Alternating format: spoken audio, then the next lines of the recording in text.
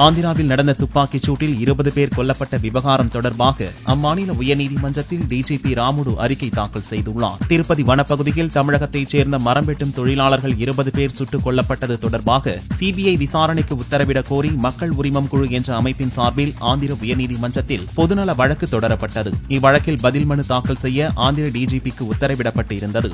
இவ்வழக்கு ஆந்திர உயர்நீதிமன்றத்தில் தலைமை நீதிபதி கல்யாண் சிங் குப்தா தலைமையிலான அமர்வு முன் வெள்ளிக்கிழமையன்று விசாரணைக்கு வந்தது. அப்போது ஆந்திர டிஜிபி ராமுடு சார்பில் 16 பக்க அறிக்கையை போலீஸ் தரப்பு தாக்கல் செய்தது. ஆனால் போலீஸ் தரப்பு அறிக்கை திருப்தி அளிக்கவில்லை என்று கூறிய நீதிபதிகள் திருப்பதியில் நடந்த என்கவுண்டர் என்பது இரு மாநிலங்கள் இடையிலான பிரச்சினை என்றும் கருத்து தெரிவித்தனர். எனவே இவ்வழக்கை உள்ளூர் போலீசார் விசாரிப்பது எந்த முறையில் சரியானதாக இருக்கும் என்றும் கேள்வி எழுப்பினர். இதையடுத்து விரிவான மனு தாக்கல் செய்ய அவகாசம் கோரி வழக்கு விசாரணையை ஒத்திவைக்கும்படி டிஜிபி சார்பில் கோரிக்கை வைக்கப்பட்டது. அதை நிராகரித்த நீதிபதிகள் உத்தரவை பிற்பகல் 2:30 மணிக்கு ஒத்திவைப்பதாக அறிவித்தனர். டிஜிபி தரப்பில் சுட்டுக் கொல்லப்பட்டவர்கள் கடத்தல்காரர்கள்தான் என்று அறிக்கையில் சுட்டிக்காட்டப்பட்டுள்ளதாக கூறப்படுகிறது.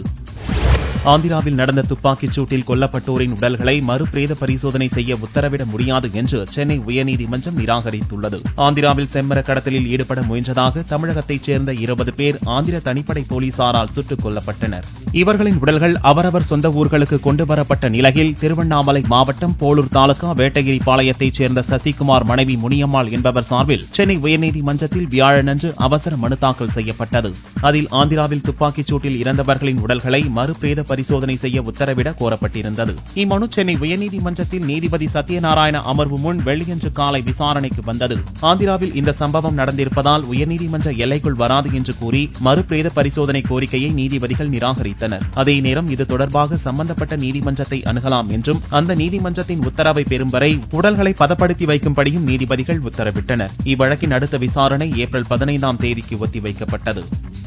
ஆந்திர மாநிலம் திருப்பதி வனப்பகுதியில் துப்பாக்கிச் சூட்டில் கொல்லப்பட்ட தொழிலாளர்களில் 6 பேரின் உடல்கள் மருத்துவமனையில் போலீசார் பாதுகாப்புடன் வைக்கப்பட்டுள்ளன. சுட்டுக் கொல்லப்பட்ட தமிழக தொழிலாளர்கள் 20 பேரில் 12 பேர் திருவண்ணாமலை மாவட்டத்தைச் சேர்ந்தவர்கள். ஆந்திராவில் இருந்து இவர்களின் உடல்கள் தமிழகத்தில் சொந்த ஊருக்கு கொண்டுவரப்பட்ட நிலையில் வியாழனன்று இரவு ஜவாது மலைப்பகுதியைச் சேர்ந்த 6 பேரின் உடல் அடக்கம் செய்யப்பட்டன. அதே நேரம் வேட்டகிரியைச் சேர்ந்த 6 பேரின் உடல்களை மறுபிரேத பரிசோதனை செய்ய வலியுறுத்தி சடலங்களுடன் உறவினர்கள் மறியல் செய்தனர். நீதிமன்றத்திலும் இது தொடர்பாக மனு தாக்கல் செய்யப்பட்டது.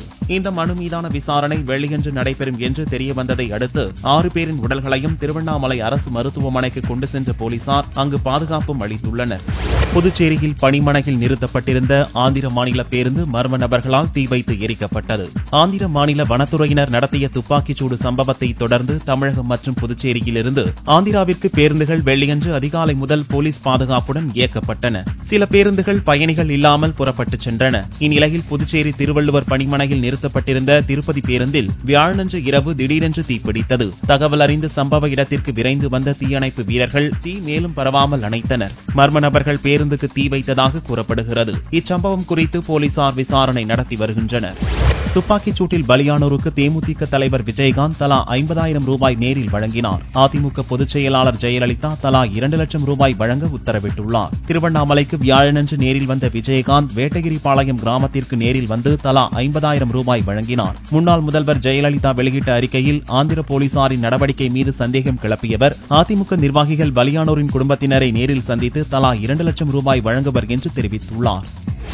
3 நாள் சுற்றுப்பயணம் மேற்கொண்டுள்ள பிரதமர் மோடி முதல் கட்டமாக பிரான்ஸ் வந்தடைந்தார். எரிசக்தி, பொருளாதார வளர்ச்சி ஆகிய இரு முக்கிய நோக்கங்களுடன் பிரான்ஸ், கனடா, ஜெர்மனி நாடுகளுக்கு பிரதமர் மோடி சுற்றுப்பயணம் துவக்கியுள்ளார். முதல் கட்டமாக பிரான்ஸ் நாட்டின் பாரிஸ் வந்தடைந்த மோடிக்கு சிறப்பான வரவேற்பு அளிக்கப்பட்டது. மோடியுடன் தேசிய பாதுகாப்பு ஆலோசகர் அஜித்குமார் தோவல் மற்றும் மூத்த அதிகாரிகளும் இந்த பயணத்தில் பங்கேற்றுள்ளனர். ஏற்கனவே பிரான்ஸ் நாட்டுடன் இந்தியாவுக்கு பல்வேறு நெருங்கிய தொடர்புகள் உள்ள நிலையில் மோடியின் பயணம் இருதரப்பு உறவுகளை மேலும் பலப்படுத்தும் விதமாக அமையும் என்று எதிர்பார்க்கப்படுகிறது. குறிப்பாக ராணுவ உற்பத்தி துறையில் முக்கிய ஒப்பந்தங்கள் கையெழுத்தாக உள்ளன. முதல் உலகப் போர் நினைவிடத்துக்கு சென்ற மோடி போரின் போது வீர மரணமடைந்த இந்திய வீரர்களுக்கு அஞ்சலி செலுத்தினார். அதைத் தொடர்ந்து பிரான்ஸ் அதிபர் உள்ளிட்ட தலைவர்களை சந்தித்து பேச உள்ளார். ஏமன் நாட்டில் உள்நாட்டுப் போரில் சிக்கியிருந்த இந்தியர்களை மீட்கும் பணி நிறைவடைந்துள்ளதாக மத்திய வெளியுறவுத்துறை அமைச்சர் சுஷ்மா சுவராஜ் தெரிவித்துள்ளார். ஏமனில் இருந்து இதுவரை 4640 இந்தியர்களுடன் 979 வெளிநாட்டவர்களும் இந்திய அதிகாரிகளால் மீட்கப்பட்டுள்ள நிலையில் அங்குள்ள இந்திய தூதரகம் மூடப்படும் என்றும் சுஷ்மா சுவராஜ் தெரிவித்தார். இந்நிலையில் ஏமன் மீட்புப் பணிகளை நேரில் பார்வையிட்ட மத்திய அமைச்சர் வி.கே. சிங் மீட்கப்பட்ட இந்தியர்களுடன் வெள்ளியன்று அதிகாலை டெல்லி திரும்பினார். தன்னுடன் 110 இந்தியர்கள் அழைத்து வரப்பட்டதாக தெரிவித்த வி.கே. சிங் சில இந்தியர்கள் ஏமனில் இருந்து திரும்பி வர விரும்பவில்லை என்று தெரிவித்துவிட்டதாகவும் இதனால் அவர்களுக்கு உதவ முடியாமல் போனதாகவும் கூறினார். சிங்குடன் மீட்புப் பணியில் ஈடுபட்ட அதிகாரிகளும் டெல்லி திரும்பினர். முசிறி அருகே அடையாளம் தெரியாத வாகனம் மோதியதில் மோட்டார் சைக்கிளில் வந்த 3 பலியாகினர். கரூர் மாவட்டம் வில்லுக்காரன்பட்டி கிராமத்தைச் சேர்ந்த குமரேசன், யுவராஜ், ராமர் ஆகியோர் மரம் வெட்டும் தொழிலாளிகள். திருச்சி மாவட்டம் துறையூர் அருகே 3 பேரும் வேலை முடிந்து வெள்ளியன்று அதிகாலை இருசக்கர வாகனத்தில் ஊர் திரும்பினர். முசிறி அருகே வந்தபோது அடையாளம் தெரியாத வாகனம் மோதியதில் 3 பேரும் சம்பவ இடத்திலேயே உயிரிழந்தனர். சம்பவ இடத்திற்கு வந்த முசிறி போலீசார் உடல்களை கைப்பற்றி பிரேத பரிசோதனைக்காக மருத்துவமனைக்கு அனுப்பி வைத்தனர். விபத்து ஏற்படுத்திய அடையாளம் தெரியாத வாகனம் குறித்து விசாரணை நடத்தி வருகின்றனர். பள்ளி இறுதி நாள் கொண்டாட்டத்துக்கு சீருடை அணியாமல் வந்த 9ஆம் வகுப்பு மாணவர்கள் ஆசிரியர் பிரம்பால் அடித்ததால் வாணியம்பாடியில் பதட்டம் ஏற்பட்டுள்ளது. வேலூர் மாவட்டம் வாணியம்பாடி பகுதியில் அரசு நிதியுதவி பெறும் மேல்நிலைப் பள்ளியில் ஆயிரக்கணக்கான மாணவர்கள் பயின்று வருகின்றனர். வியாழக்கிழமையோடு 9ஆம் வகுப்பு மாணவர்களுக்கு பள்ளி இறுதி நாள் வகுப்பு நடந்தது. இதனை கொண்டாடுவதற்காக மாணவர்கள் சீருடை அணியாமல் வண்ண ஆடைகளில் வந்து கொண்டாடினர். சீருடை அணியாமல் வந்திருந்த 40 மாணவர்களை உடற்கல்வி ஆசிரியர் பிரம்பால் அடித்ததாக குற்றம் சாட்டப்பட்டுள்ளது. இதில் காயமடைந்த மாணவர்கள் அனைவரும் ஒரே நேரத்தில் சிகிச்சைக்காக அரசு மருத்துவமனைக்கு பெற்றோரால் அழைத்து வரப்பட்டனர். அங்கு மாணவர்களின் உறவினர்களும் கூடியதால் பெரும் பதட்டம் ஏற்பட்டது. நண்பனை கடத்தி வந்து கொலை செய்த இருவருக்கு வேலூர் நீதிமன்றம் ஆயுள் தண்டனை விதித்து தீர்ப்பளித்தது. சென்னை ஆவடியைச் சேர்ந்த ஆட்டோ ஓட்டுநர் ராகவன் என்பவரை அவருடைய நண்பர்கள் மேகநாதன் மற்றும் ஸ்டீபன் ஆகிய இருவர் கடந்த 2008ஆம் ஆண்டு வேலூருக்கு கடத்தி வந்து கொலை செய்தனர். இது தொடர்பான வழக்கு விசாரணை வேலூர் நீதிமன்றத்தில் நடந்தது. வழக்கை விசாரித்த நீதிபதி மரியா எலைட் மது போதையில் நண்பனை கொலை செய்த மேகநாதன், ஸ்டீபன் இருவருக்கும் ஆயுள் தண்டனை விதித்து தீர்ப்பளித்தார். இதைத் தொடர்ந்து இருவரும் மத்திய சிறையில் அடைக்கப்பட்டனர். 8 வயது சிறுமியை பலாத்காரம் செய்த 53 வயது ஆசாமிக்கு 10 ஆண்டுகள் சிறை தண்டனை விதித்து தேனி நீதிமன்றம் தீர்ப்பளித்தது. தேனி மாவட்டம் தேவாரம் அருகே உள்ள மீனாட்சிபுரத்தைச் சேர்ந்த 53 வயதுடைய ரெங்கநாதன் கடந்த 2013ஆம் ஆண்டு அப்பகுதியைச் சேர்ந்த 8 வயது சிறுமியை பலாத்காரம் செய்ததாக போலீசாரிடம் புகார் செய்யப்பட்டது. இச்சம்பவம் தொடர்பாக தேவாரம் போலீசார் விசாரணை நடத்தினர். குற்றம் சாட்டப்பட்ட ரெங்கநாதனை கைது செய்த போலீசார் அவர் மீது வழக்கு தொடர்ந்தனர். இது தொடர்பான வழக்கு விசாரணை மாவட்ட ஒருங்கிணைந்த நீதிமன்றத்தில் நடைபெற்றது. வழக்கை விசாரித்த நீதிபதி சுமதி ரங்கநாதனுக்கு 10 ஆண்டுகள் கடுங்காவல் தண்டனையும் 50,000 ரூபாய் அபராதமும் விதித்து தீர்ப்பளித்தார்.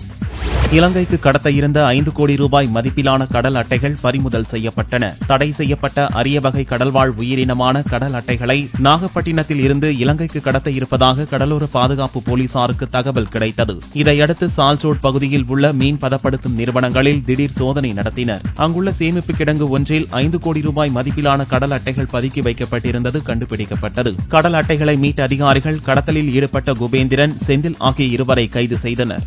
வேலூர் அருகே கொத்தடிமைகளாக சிறை வைக்கப்பட்டிருந்த ஆந்திராவைச் சேர்ந்த 14 பேரை அதிகாரிகள் மீட்டனர். வேலூர் மாவட்டம் நஞ்சுகுண்டபுரம் பகுதியில் உள்ள செங்கல் சூளையில் ஒரே குடும்பத்தைச் சேர்ந்த 14 பேர் கொத்தடிமைகளாக இருப்பதாக வருவாய் கோட்டாட்சியருக்கு புகார் வந்தது. அதன் அடிப்படையில் அதிகாரிகள் செங்கல் சூளையில் திடீர் சோதனை நடத்தினர். அப்போது சித்தூரைச் சேர்ந்த லட்சுமணன், அவரது மகன்கள், மருமகள்கள் என 14 பேர் அங்கு கொத்தடிமைகளாக அடைப்பட்டு கிடந்தது தெரியவந்தது. அவர்களை மீட்ட அதிகாரிகள் சொந்த ஊருக்கு அனுப்பி வைத்தனர். புன்னைநல்லூர் மாரியம்மன் கோவிலில் பால்குடம் எடுக்கும் நிகழ்ச்சி கோலாகலமாக நடந்தது. புன்னைநல்லூர் மாரியம்மன் கோவிலில் ஆண்டுதோறும் பிரமாணால் டிரஸ்ட் சார்பில் பால்குடம் எடுக்கும் வைபவம் நடந்து வருகிறது. வெள்ளிக்கிழமையன்று நடந்த பால்குடம் எடுக்கும் நிகழ்ச்சி கோலாகலமாக நடந்தது. பல்வேறு பகுதிகளைச் சேர்ந்த 1400 பக்தர்கள் கலந்து கொண்டு பால்குடம் எடுத்து வந்தனர். கோவிலுக்கு கொண்டுவரப்பட்ட பால்குடங்கள் மூலம் அம்மனுக்கு பாலாபிஷேகம் நடத்தப்பட்டது. தஞ்சை பெரிய கோவில் தேர் 100 ஆண்டுகளுக்கு பின் புதுப்பிக்கப்பட்டு வெள்ளோட்டம் விடப்படுகிறது. உலக பிரசித்தி பெற்ற தஞ்சை பெரிய கோவிலில் உள்ள தேர் கடந்த 100 ஆண்டுகளாக இயங்கவில்லை. இந்த ஆண்டு 50 லட்சம் ரூபாய் மதிப்பில் தேர் புதுப்பிக்கப்பட்டு பணிகள் நிறைவடைந்து உள்ளன. இதைத் தொடர்ந்து வரும் 20ஆம் தேதி தேர் வெள்ளோட்டம் நடைபெற உள்ளதாக மாவட்ட கலெக்டர் சுப்பையன் தெரிவித்தார். 100 ஆண்டுகளுக்கு பின்னர் ஆடி அசைந்து வரவிருக்கும் பெரிய கோவில் தேரை காண பக்தர்கள் காத்திருக்கின்றனர். தங்கம் விலை வெள்ளியன்று ஒரு சவரன் 16 ரூபாய் அதிகரித்து 20,072 ரூபாய்க்கு விற்பனையாகிறது. 1 கிராம் ஆபரண தங்கம் 2,509 ரூபாயாக உள்ளது. வெள்ளியின் விலை கிராமுக்கு 10 காசுகள் உயர்ந்து 1 கிராம் 39 ரூபாய் 30 காசுகளுக்கு விற்பனையானது. பார் வெள்ளியின் விலை 36,750 ரூபாயாக இருந்தது. இசை உலகில் கிராமி விருது என்பது ஆஸ்கார் விருது போல கௌரவமானது. இந்த ஆண்டுக்கான கிராமி விருதை அமெரிக்க வாழ் இந்தியர் ரிக்கி கேஜ் பெற்றுள்ளார். பெங்களூரை பூர்வீகமாக கொண்ட ரிக்கி கர்நாடக இசையும் மேற்கத்திய இசையையும் முறையாக கற்றுத் தேர்ந்தவர். கடந்த 2011ஆம் ஆண்டு நடந்த உலகக்கோப்பை கிரிக்கெட் போட்டிக்கு தீம் மியூசிக் இசையமைத்தவரும் இவர்தான். சென்னை வந்த ரிக்கி கேஜ் மணிரத்னம் மற்றும் ஏ ஆர் ரஹ்மானை சந்தித்தார். அப்போது பேசிய அவர் தமிழ் சினிமாவுக்கு இசையமைக்க ஆர்வம் உள்ளதாகவும் இசைக்கு முக்கியத்துவம் உள்ள படமாக அமைந்தால் கண்டிப்பாக இசையமைப்பேன் என்றும் கூறினார். பேட்மிண்டன் வீராங்கனை சாய்னா நேவால் சினிமா என்றால் ரஜினி கூடத்தான் நடிப்பேன் என்று தெரிவித்துள்ளார். பேட்மிண்டன் விளையாட்டில் உலகிலேயே முதல் நிலையை எட்டிய இந்திய வீராங்கனை சாய்னா நேவாலுக்கு திடீரென்று சினிமா மீது ஆர்வம் ஏற்பட்டுள்ளது. நடிகர் ரஜினியின் தீவிர ரசிகையான சாய்னா எந்திரன் படம் வெளியான போது அவரை சந்திக்க மிகுந்த ஆர்வம் காட்டினார். இந்நிலையில் சமீபத்தில் சாய்னா அளித்த பேட்டியில் தனது முதல் கவனம் விளையாட்டாக இருந்தாலும் ரஜினியுடன் ஒரு படத்தில் நடிக்க அனுமதி வாங்கிக் கொடுங்க, எந்த இடத்தில் வேண்டுமென்றாலும் கையெழுத்து போடுவேன் என்று கூறியுள்ளார். ரஜினியுடன் நடிப்பதை பெருமையாக பாக்கியமாக கருதுவதாகவும் இந்த வயதிலும் அவர் அழகாக தோன்றுவதாகவும் சாய்னா வியப்பு தெரிவித்துள்ளார்.